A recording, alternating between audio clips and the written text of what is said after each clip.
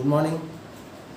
तो एक बुक को कमेंट्स आया था, किसी को प्रॉब्लम हो रहा है, तो आज फिर से हम आपको पास्ट टेंस शुरू करते हैं और कोशिश करेंगे कि आपको समझ में आए, और नहीं समझ में आएगा, कहीं प्रॉब्लम होगा तो कमेंट्स कीजिएगा, आपको दूर कर दिया जाएगा। ठीक है, चलिए तो रीडिंग डालते हैं फिर से पास्ट टेंस।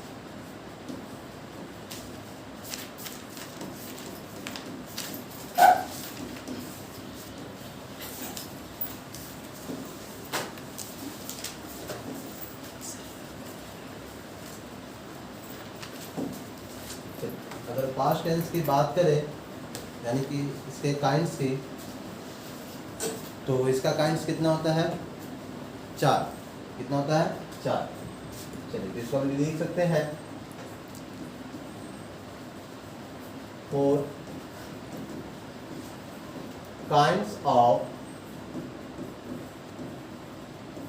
Past tense. ठीक है, 4 काइंड्स ऑफ पास्ट टेंस। अब कौन कौन होता है?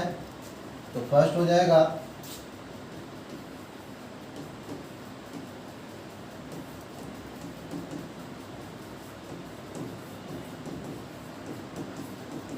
पास्ट इंडेफिनिट, सेकंड हो जाएगा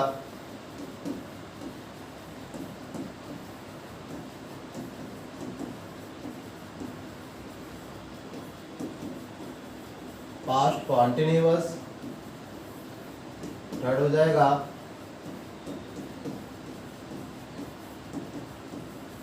past perfect, and 4 and last जो है वो हो जाएगा पास्ट परफेक्ट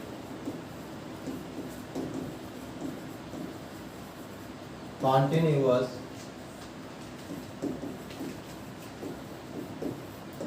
ठीक है, देखिए ये आपका क्या हो गया? 4 भेजा है, किसका? पास्ट टेंस का। फर्स्ट में क्या है? फर्स्ट में है पास्ट इंडेफिनिट, सेकंड है पास्ट कॉन्टिन्यूअस, थर्ड है पास्ट परफेक्ट एंड 4 है पास्ट परफेक्ट कॉन्टिन्यूअस। ये जो होता है परफेक्ट और कॉन्टिन्यूअस, ये दोनों का मिलन रूप होता है। कहने का मतलब इसमें आपको दोनों टेंसों को एक साथ मिला करके पढ़ाया जाता है। ठीक है, कैसे पढ़ाया जाता है, कैसे बनाया जाता है, वो हम आज बता देंगे आपको। तो यहाँ तक तो हो गया। कितना पेज है? फिर से past indefinite, past continuous, past perfect continuous. ये क्या है? 4 है। फर्स्ट की बात करें पास्ट इंडेफिनिट की, तो इसका हम लोग हेडिंग बनाते हैं पास्ट इंडेफिनिट।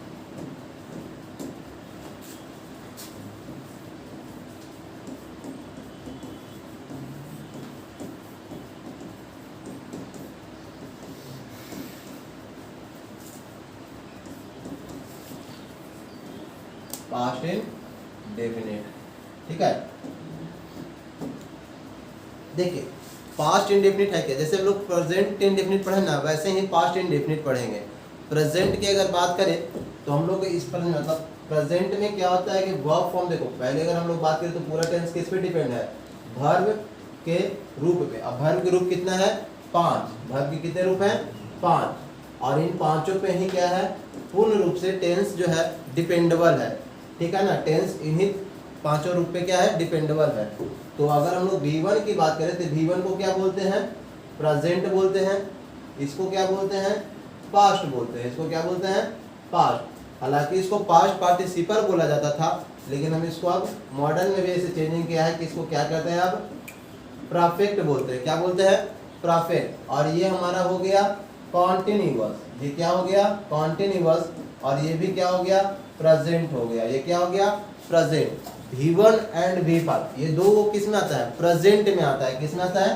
प्रेजेंट में। लेकिन अगर ये V1 की बात करें तो ये जो V1 है वो क्या हो जाएगा? प्लुरल हो जाएगा। V1 क्या हो जाएगा? प्लुरल हो जाएगा। और V5 क्या हो जाएगा? सिंगुलर हो जाएगा। सिंगुलर हो जाएगा।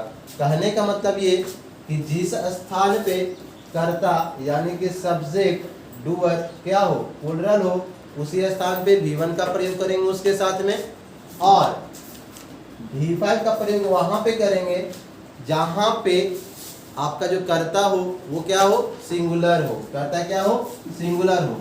यहाँ पे अगर देखें प्रेजेंट, अगर प्रेजेंट इंडेफिनिट में बात करते हैं तो प्रेजेंट इंडेफिनिट का स्ट्रक्चर क्या होता है, सब्जेक्ट होता है, V1 ऑब्लिक V5 होता है, और क्या होता है, ऑब्जेक्ट होता है, यही होता है।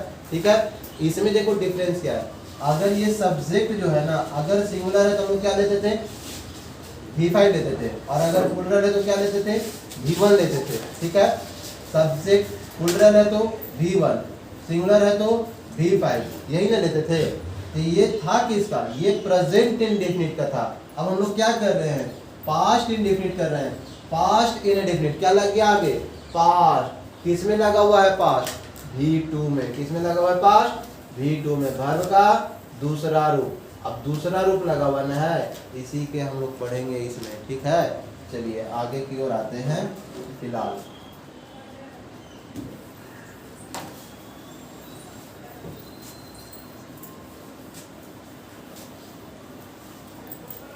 तो अगर इसकी पहचान की बात करेंगे, पहचान, तो पहचान क्या होगा कि जिस हिंदी वाक्य,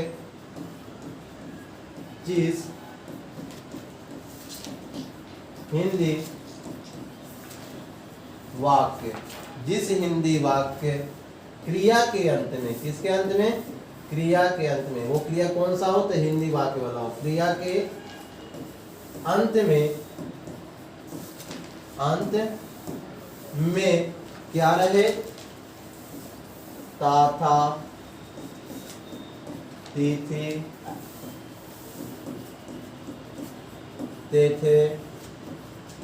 यही सब इत्यादि और भी लगा रहे तो वो किस में बनेगा,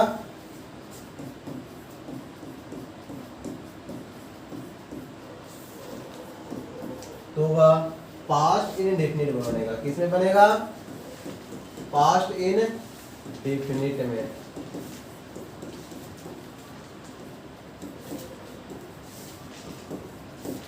ठीक है ना, किस में बनेगा, पास्ट इंडेफिनिट में बनेगा। ठीक है, अब इसके हम लोग बात करें तो जैसे कि एग्जांपल ले लेते हैं कुछ, जैसे में, अब जैसे में क्या हो जाएगा, आप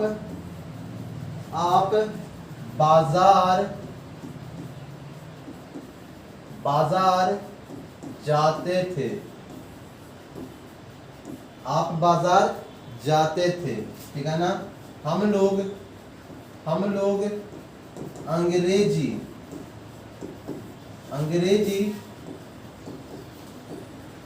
पढ़ते थे, क्या करते थे, पढ़ते थे, हम लोग अंग्रेजी पढ़ते थे, आप बाजार जाते थे, ये हुआ ना, ये हमारा जाना क्या हो गया, क्रिया, पढ़ना क्या हो गया, क्रिया। तो यहाँ पे वही बोला कि हिंदी वाक्य, ये पूरा क्या है, हिंदी सेंटेंस है, उसका क्रिया, क्रिया ये है ना, क्रिया के अंत में, अंत मतलब लास्ट वाला पोजीशन में क्या रहे, था, थी, थे, अंत में है था, थी, है ना। तो इस अकॉर्डिंग में ही इसको हम लोग पहचान करते हैं, यहाँ से इतना दूर से। ठीक है, ये किस टेंस का वाक्य है, ये किस टेंस का वाक्य है। अगर अंग्रेजी में अगर हम लोग बोलना चाहेंगे तो इस तरीका से बोलेंगे कि in this tense shows the habit, कौन सा habit, past habit, past regular action, past daily basis action, ये सब चीज को हम लोग किस में पढ़ेंगे, इसी में पढ़ेंगे। मतलब आदत, जो हमारा पहले क्या हो, कुछ आदत हो, या फिर पहले में हम लोग विद्यालय जाते थे, अब नहीं जाते हैं, विद्यालय पास करके तो नहीं जाते हैं, लेकिन पहले में क्या करते थे, जाते थे। ये हो गया, वह काम करता था, अब नहीं करता लेकिन पहले करता था। तो जो काम करता था उसका डेली वाला चीज था, विद्यालय जाता था, डेली वाला काम था। कुछ आदत होगा जैसे कि चाय पीने की, अखबार पढ़ने की, तो आदत था, मैं पढ़ता था, दैट इज द हैबिट, उनका आदत था। ये सब चीज कहाँ आ जाएगा, पास्ट इन डेफिनिट में आ जाएगा। किस में आ जाएगा, पास्ट इन डेफिनिट में। अगर हम लोग बात करें इसके स्ट्रक्चर की, तो जैसे कि हम आपको बताएं, किस पे निर्भर करता है, टेंस वर्ब पे निर्भर करता है। और ये पास्ट अगर है तो पास्ट किस पे लगाए थे, V2 पे, मतलब वर्ब के दूसरा रूप में, ठीक है ना। तो अगर इसका हम लोग पॉजिटिव रूल करने का मतलब सकारात्मक नियम, ठीक है ना, जिसको हम लोग स्ट्रक्चर बोलते हैं अफर्मेटिव, ठीक है। इसमें क्या हो जाएगा कि इसमें पहले हो जाएगा सब्जेक्ट, क्या हो जाएगा सब्जेक्ट, उसके बाद V2, उसके बाद ऑब्जेक्ट, ठीक है ना। उसके बाद क्या आ जाएगा ऑब्जेक्ट, फिर से पहले सब्जेक्ट, उसके बाद V2, उसके बाद ऑब्जेक्ट। अब देखिए सब्जेक्ट को हम पहले भी बताए थे, फिर बता रहे हैं। सब्जेक्ट को हम लोग बोलते हैं हिंदी में कर्ता, ठीक है ना, हिंदी में क्या बोलते हैं कर्ता, कर्ता, ठीक है। और ये जो V2 है वर्ब का जो दूसरा रूप है, ये हमारा मेन वर्ब में आ रहा है, मतलब मुख्य क्रिया के रूप में यही क्रिया हो रहा है। मेन वर्ब को मतलब मुख्य क्रिया, तो हम लोग इसको हिंदी में लिख सकते हैं मुख्य क्रिया।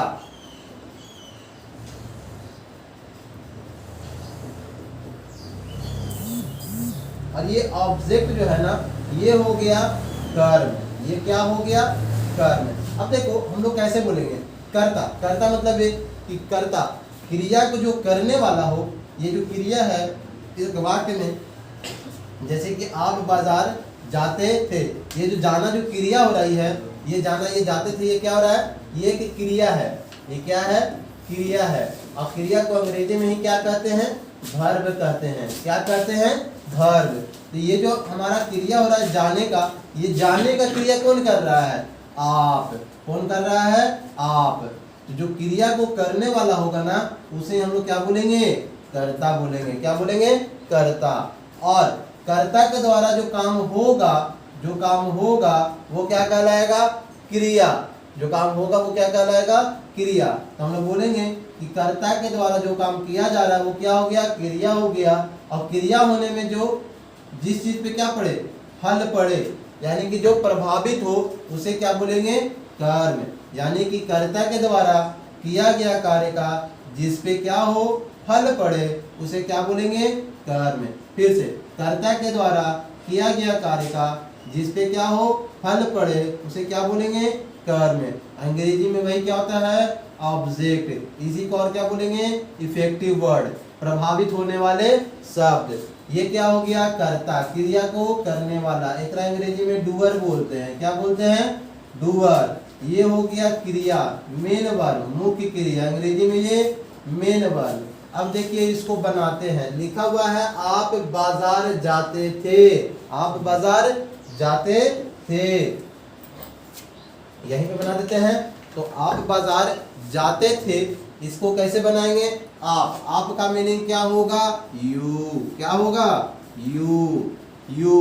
अब कहाँ जाते थे, जाना का मीनिंग गो, जाना का मीनिंग क्या होगा गो, जी ओ। और गो का B2 क्या हो जाता है वेंट,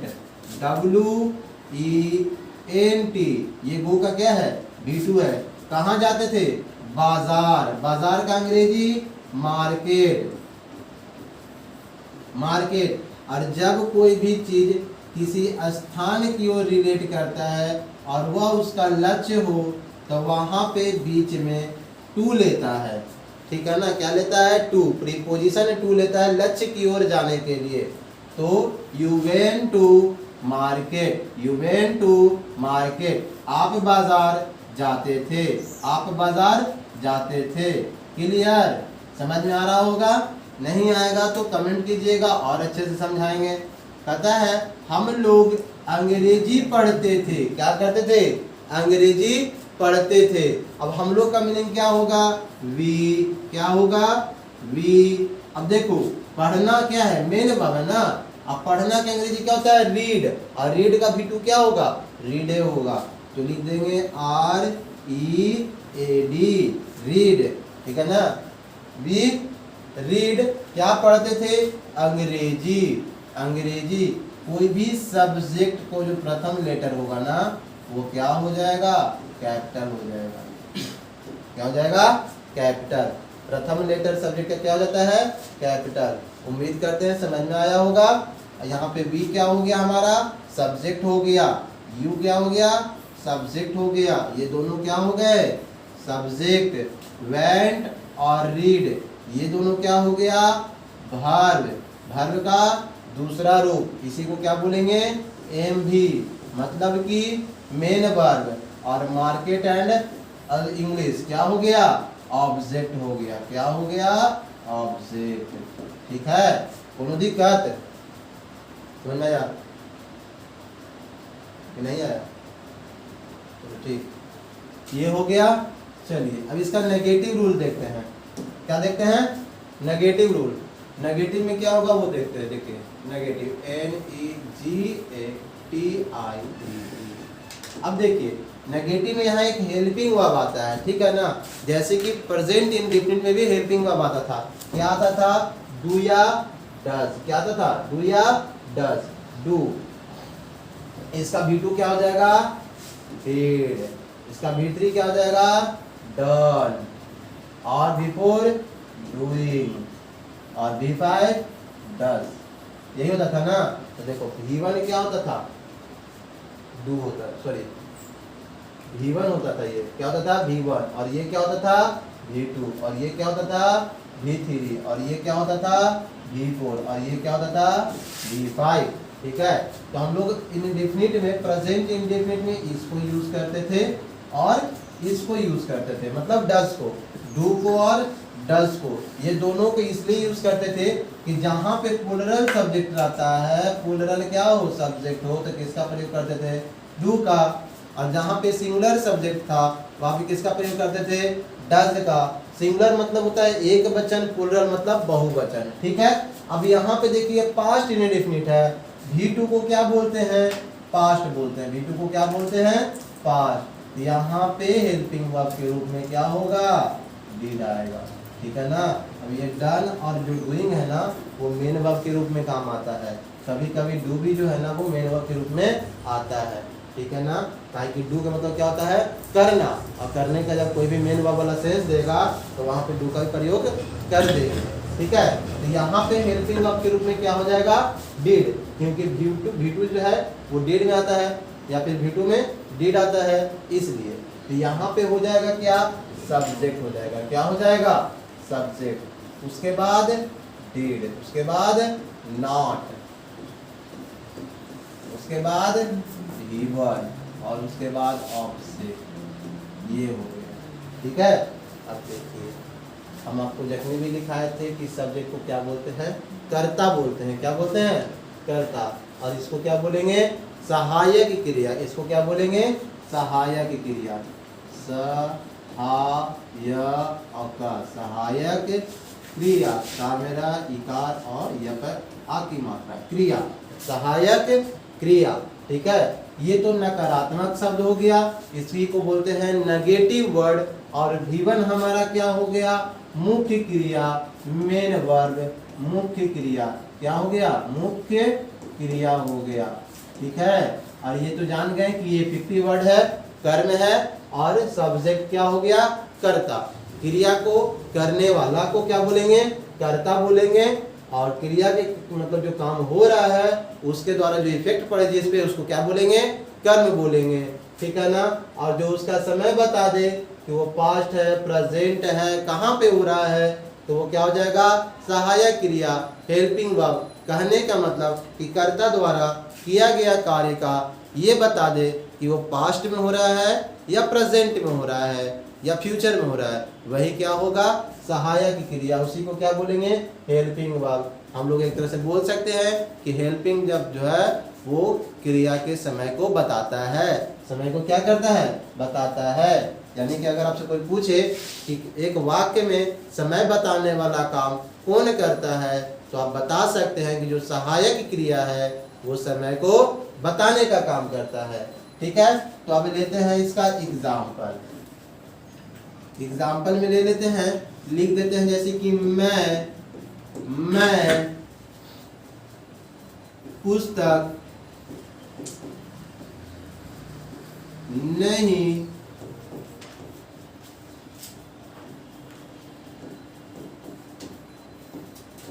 खरीदता था। मैं पुस्तक नहीं खरीदता था। तो मैं का मीनिंग क्या होगा, आई। क्या होगा, आई। हेल्पिंग वर्ब में डिड। उसके बाद नकारात्मक शब्द, यानी कि नॉट, क्या आएगा, नॉट।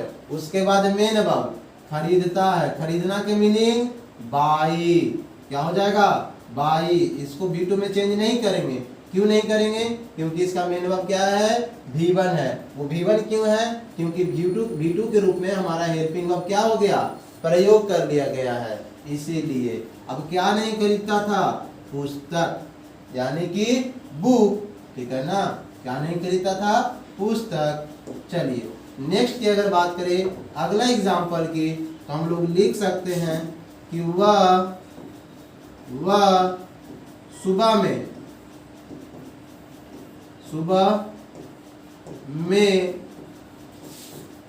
नहीं दौड़ती थी,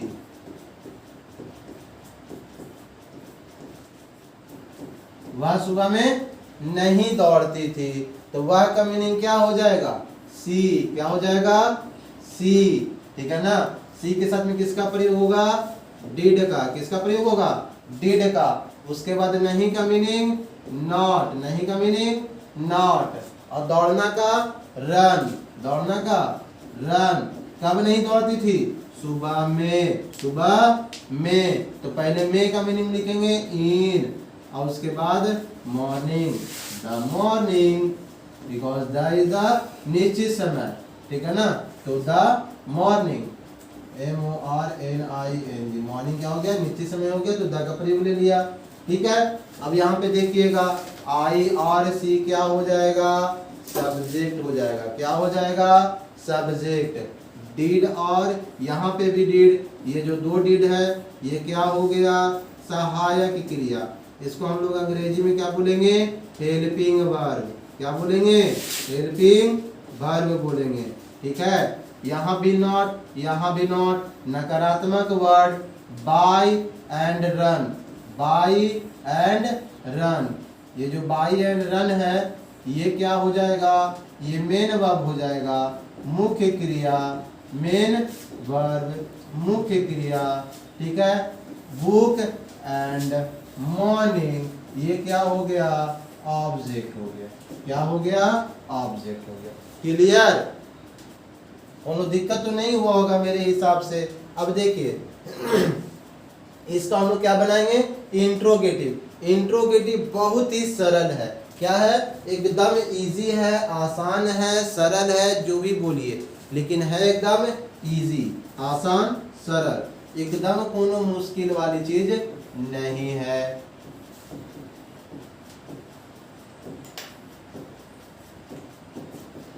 इंट्रोगेटिव, इंट्रोगेटिव में देखो क्या करना होता है, कुछ नहीं करना है। आपका जो नेगेटिव है ना, नेगेटिव स्ट्रक्चर से नोट हटा दीजिए, बाकी उसका जो हेल्पिंग वर्ब है उसको कहाँ कर दीजिए, बाहर, और सब्जेक्ट को अंदर, और वो तैयार हो जाएगा इंट्रोगेटिव। इंट्रोगेटिव फिर से देखिएगा तो क्या हो जाएगा, बाहर करेंगे तो हेल्पिंग वर्ब को डिड, डिड क्या हो गया, बाहर हो गया। उसके बाद क्या आ जाएगा, सब्जेक्ट, क्या आ जाएगा, सब्जेक्ट, ठीक है। ये जो सब्जेक्ट हो गया उसके बाद अब आ जाएगा V1, क्या आ जाएगा, V1, V1 हो गया। उसके बाद आ जाएगा ऑब्जेक्ट, और एक और चीज आ जाएगा जो कि हो जाएगा क्वेश्चन मार्क। क्वेश्चन मार्क देना बहुत ज्यादा जरूरी है, क्योंकि ये क्वेश्चन पूछने का काम करता है। और इसका जो आप आंसर दोगे ना, मतलब अगर ये क्वेश्चन पूछ रहा है, ये क्या कर रहा है, क्वेश्चन पूछ रहा है,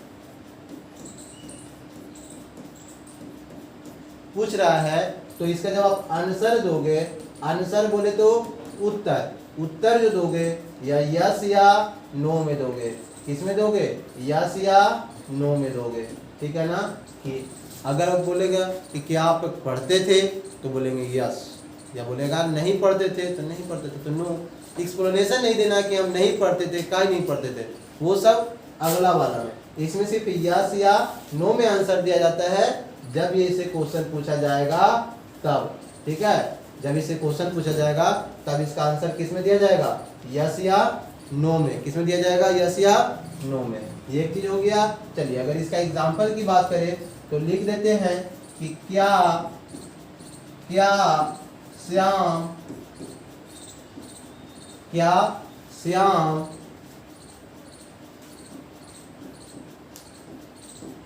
नाचता था। अब देखिए पूछ रहा है क्या श्याम नाचता था। अगर श्याम नाचेगा तो क्या बोलेंगे यस, और नहीं नाचता तो बोलेंगे नो। बस इतना ही सामने आंसर देना था। ठीक है, तो इसका ट्रांसलेशन कैसे हो जाएगा? तो इसका हो जाएगा हेल्पिंग वर्ब बाहर निकल जाएगा, तो बाहर निकलेगा तो क्या आ जाएगा? डिड। क्या हो गया? डिड। श्याम का मीनिंग आ जाएगा SHYAM। नाचना का मीनिंग क्या हो जाता है? नाचना का मीनिंग हो जाता है डांस, DANCE, डांस। और उसके बाद क्वेश्चन मार्क, उसके बाद क्वेश्चन मार्क। अब देखिए हेल्पिंग वर्ब बाहर निकल गया, सब्जेक्ट अंदर चला गया, वर्ब आ गया। बस इतना ही सा तो है, ये हो गया इंट्रोगेटिव। कितना सरल है, हम बोले थे ना कि बहुत ज्यादा सरल है। ये क्या हो जाएगा? हेल्पिंग वर्ब को बाहर कर देंगे और सब्जेक्ट को अंदर कर देंगे। ठीक है, बस यही चीज तो करना था। अगर इसका नेगेटिव की बात करेंगे तो नेगेटिव में ज्यादा कुछ नहीं होता। ये जो सब्जेक्ट है ना, एक बार में नॉट लग जाता है और V1 के पहले। कहने का मतलब देखो नेगेटिव स्ट्रक्चर कैसे हो जाएगा? तो हो जाएगा डिड, डिड। उसके बाद हो जाएगा आपका सब्जेक्ट। क्या हो जाएगा? सब्जेक्ट। उसके बाद हो जाएगा नॉट। क्या हो जाएगा? नॉट। उसके बाद V1। क्या हो जाएगा? V1। उसके बाद ऑब्जेक्ट। क्या हो जाएगा? ऑब्जेक्ट। और उसके बाद क्वेश्चन मार्क। क्या हो गया? Question mark. अब यही वाक्य को देखो नेगेटिव बना देंगे, लिखेगा क्या श्याम नहीं नाचते थे। ऐसे यहाँ पे देगा नहीं, क्या श्याम नहीं नाचते थे। इसको हम लोग कैसे बना देंगे? तो क्या की मीनिंग? डिड। क्या की मीनिंग? डिड। श्याम का मीनिंग श्याम, SHYAM। और नहीं का मीनिंग लगा देंगे तो आ जाएगा नॉट। क्या आ जाएगा? नॉट। और नाचना का मीनिंग डांस, DANCE, डांस। और उसके बाद question mark, that is the easy. देखा कितना आसान है, समझ में आया होगा। नहीं आएगा तो आप क्या कीजिएगा, दोबारा पूछ लीजिएगा कमेंट्स करके, हम आपको बता देंगे। एक बार फिर से देख लेते हैं। तो पहले क्या हो जाता है? हेल्पिंग वर्ब निकल जाता है बाहर, किसमें? इंट्रोगेटिव में। उसके बाद आ जाता है सब्जेक्ट, उसके बाद मेन वर्ब, उसके बाद ऑब्जेक्ट, और उसके बाद क्वेश्चन मार्क। ये हो गया। ठीक है, दूसरा ये क्या करता है? ये प्रश्न पूछने का काम करता है, और इसका आंसर जो है वो यस या नो में आएगा। किसमें आएगा? यस या नो में। अगर इसका इंट्रोगेटिव नेगेटिव की बात करें तो सहायक क्रिया बाहर, यानी कि डिड बाहर। Did is the helping verb, Hindi में उसको क्या बोलते हैं? सहायक क्रिया। ये हो गया करता। ये क्या हो गया? करता। करता अंदर। उसके बाद आ जाएगा क्या? नॉट। और उसके बाद आएगा V1 और ऑब्जेक्ट, और उसके बाद आ जाएगा क्वेश्चन मार्क। और इसी के एग्जांपल में हम क्या कर दिए? नोट लगा दिए, आप देख रहे होंगे। ठीक है, तो मेरे हिसाब से आपको यहाँ तक समझ में आया होगा। अगला एक और स्ट्रक्चर बच गया जिसको बोलते हैं WH वर्ड। ठीक है ना, वो क्या करता है? अभी वो भी प्रश्न पूछने का काम करता है, लेकिन उसमें जो प्रश्न पूछता है ना, हम लोग उसमें ये नहीं बोल सकते कि आंसर यस या नो में देंगे। यस या नो में नहीं, एक कंप्लीट सेंटेंस में देंगे। जैसे कि पूछेगा व्हाट इज योर नेम, अब हमारा जो नाम रहेगा वो हम बताएंगे कि माय नेम इज फलना कुमार। ठीक है ना, ऐसे करके। तो ये हो जाता है WH वर्ड। WH और वर्ड, W या H से शुरू होने वाले शब्द को क्या करते हैं? WH word. इसको ये क्या करता है? प्रश्न पूछने का काम करता है। इसको क्वेश्चन वर्ड भी बोलते हैं। क्या बोलते हैं इसको? Question word. QUESTION, question word, WRDS। ठीक है ना। उसके बाद क्या आ जाएगा? डिड। इंट्रोगेटिव का स्ट्रक्चर यहाँ पे लगा दीजिए, खाली WH वर्ड को हटा, मतलब आगे लगा करके। तो ये क्या हो गया? WH word. उसके बाद क्या आ जाएगा? डिड। उसके बाद सब्जेक्ट, उसके बाद V1, एंड उसके बाद ऑब्जेक्ट एंड क्वेश्चन मार्क। अब आप देख पा रहे होंगे कि अगर हम WH वर्ड को हटा दे तो यहाँ से क्या हो जाता है? यहाँ से इंट्रोगेटिव का स्ट्रक्चर हो जाता है। तो आप समझ गए होंगे कि इंट्रोगेटिव में अगर आगे हम WH वर्ड लगा देंगे तो किसका बन जाएगा? WH वर्ड का स्ट्रक्चर तैयार हो जाएगा। अब इसमें आपको क्या करेगा? कहेगा वाह वाह क्यों काम करता था,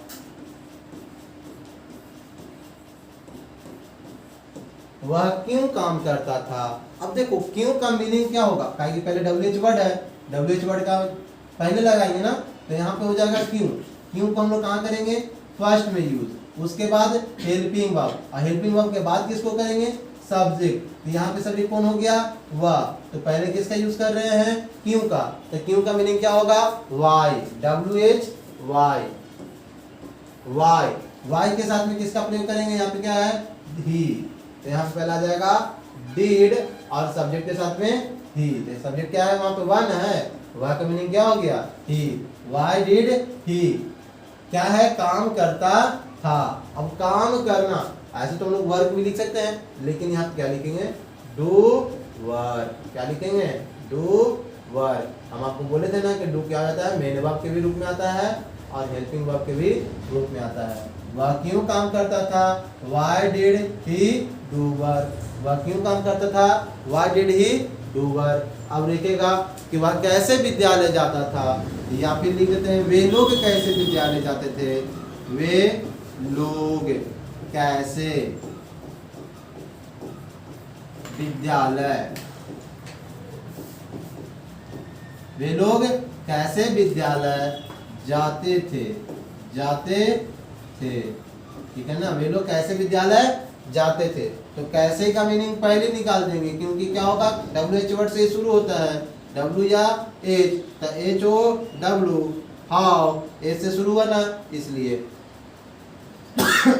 उसके बाद क्या जाएगा, डेड। उसके बाद क्या जाएगा, डेड। उसके बाद वे लोग का मीनिंग, वे लोग का मीनिंग क्या हो जाता है, दे। क्या हो जाता है, दे। कहाँ जाते थे, विद्यालय जाते थे, तो जाना का मीनिंग गो। उसके बाद टू, उसके बाद विद्यालय का मीनिंग आ जाएगा स्कूल और ट्यूशन मार्क, ठीक है ना। अगर आपको इसमें नॉट का प्रयोग करना होगा तो सब्जेक्ट के बाद और V1 के पहले क्या कर दीजिएगा, नोट का प्रयोग कर दीजिएगा, ठीक है। एक बार फिर से देख लेते हैं, वह क्यों काम करता था, तो क्यों का पहले मीनिंग निकाल दिए, क्योंकि W से शुरू है। यहाँ पे हो रहा है कि W या H से जो शुरू हो उसको पहले निकालेंगे। ऊपर से ये क्या करता है, प्रश्न पूछने का काम करता है। उसके बाद हेल्पिंग वर्ब, उसके बाद ही, उसके बाद क्या हो गया, डू, उसके बाद वर्ब। तो he is the subject, he is the subject, do is the करना, मेन वर्ब, एंड वर्क, काम is the work object. Clear. फिर यहाँ पे देखिए कैसे, H से शुरू हो गया तो ये प्यार आ गया, तो बाहर आ गया तो ये क्या हो गया, हाउ। उसके बाद डीड, वे लोग का मीनिंग दे, सब्जेक्ट था। मेन वर्ब क्या था, जाना, जाना का मीनिंग गो, कहाँ जाता था, विद्यालय, ये हो गया स्कूल। क्लियर। उम्मीद करते हैं समझ में आया होगा, ठीक है ना। यदि आपको नहीं भी समझ में आया हो, कहीं पे प्रॉब्लम हो, कहीं पे दिक्कत हो, कहीं पे परेशानी हो आपके समझने की, तो आप कमेंट्स में एक बार बता दीजिएगा।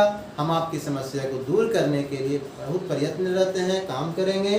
चलिए, तो फिर मिलते हैं अगले वीडियो में, अगले क्लास में। तब तक के लिए धन्यवाद, शुक्रिया, थैंक यू देखने के लिए।